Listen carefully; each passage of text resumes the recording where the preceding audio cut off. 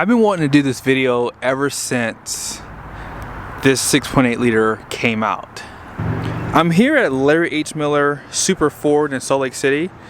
This 7.3 is available for sale. Unfortunately, this 6.8, this is a 2024, it is already sold. But I want to show you guys some of the differences and similarities for these two engines.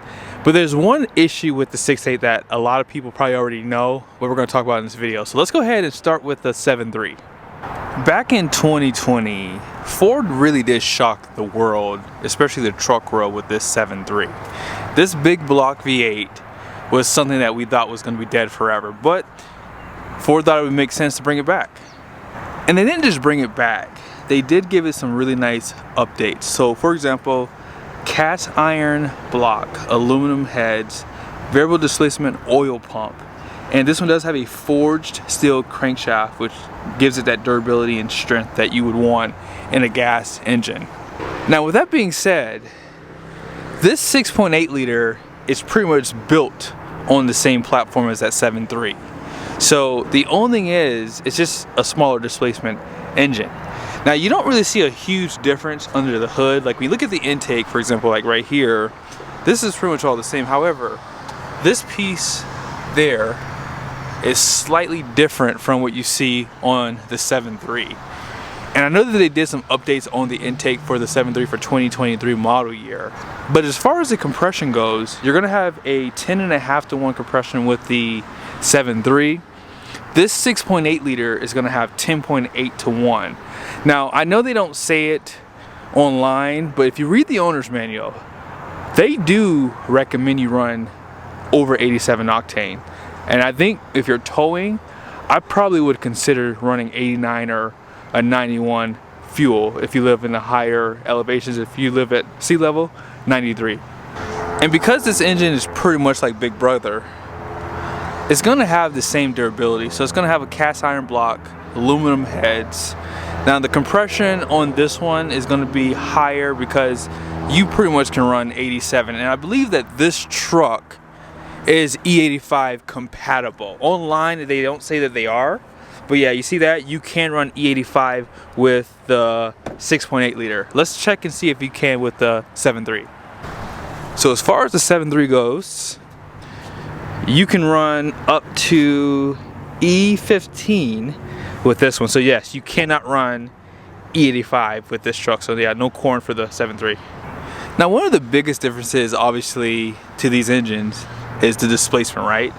So what they did with this 6.8 was they had to shorten the crankshaft to reduce the stroke. So this is gonna have, for bore, 422 and 368 for stroke versus 422 on the 7.3, but 398 is the stroke on this engine. And for this 7.3 for 2023, they did upgrade the piston rings and the water pump for more efficiency, and they did do some updates for the intake as well. Now as far as these engines go, they are push rod design. And what are the horsepower and torque numbers? So let's start with the 6.8.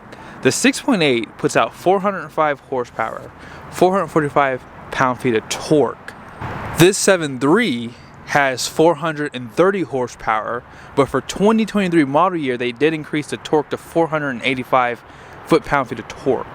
So when you think about these engines, they're not too far off, right?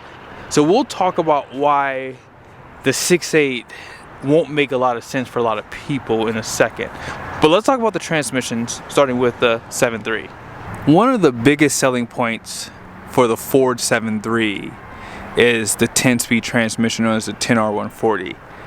That transmission is actually the same one behind the diesel. So having about the same horsepower as the high output, but having significantly less torque, I feel as though that transmission has a lot of capability. So if someone wants to run a supercharger or add horsepower to this engine, you have a pretty much overbuilt transmission behind the 7.3. Also, if you go out back, Ford does allow you to upgrade the rear axle ratio. You can even get a locker back here if you'd like. And you can go from a 373 to a 430 rear end.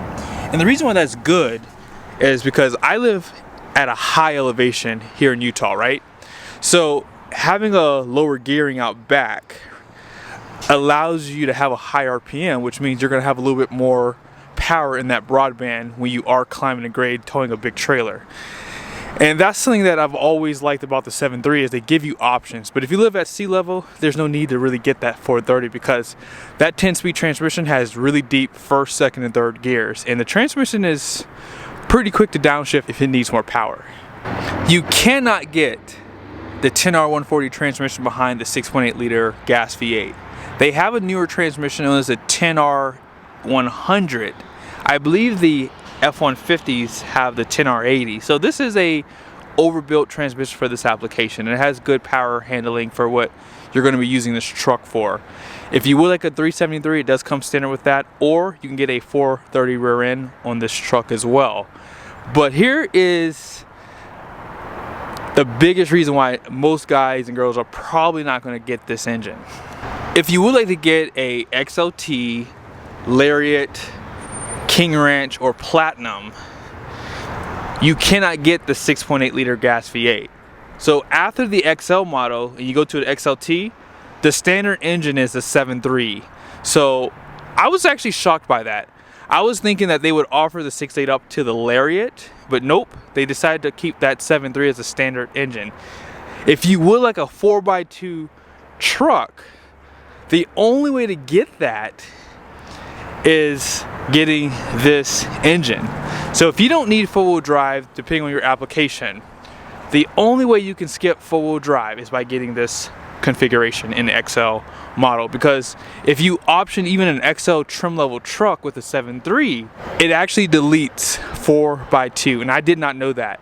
So these are some things you have to consider, but I will say it's not a bad thing that they don't offer the 6.8 for the XLT and up trucks, because you already heard that 6.8 behind me was built around this engine, and the 7.3 is going to have, you know, more stroke and it's going to have more horsepower and torque. So at the end of the day, it doesn't really matter that the 6.8 is not available.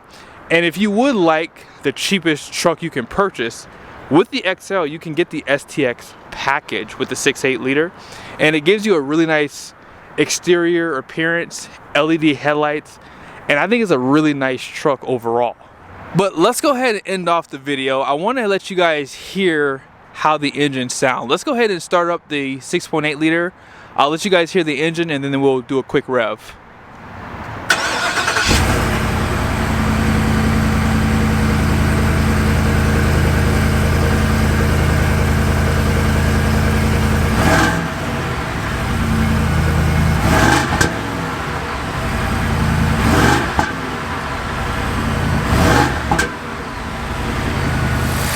While it's at idle, you can't really tell if it's a V8 or V6.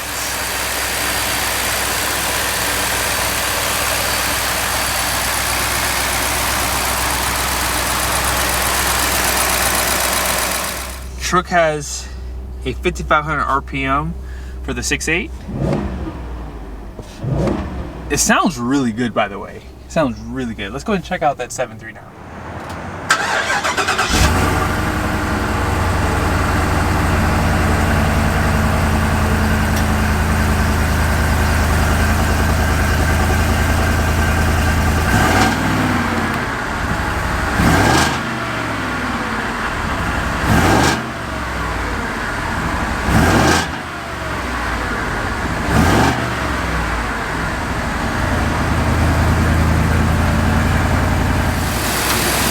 Here's the 7.3.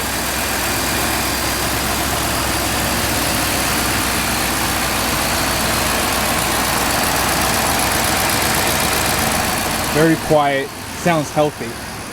Pretty much the same thing as a 6.8, 5,500 RPM is the rev limiter.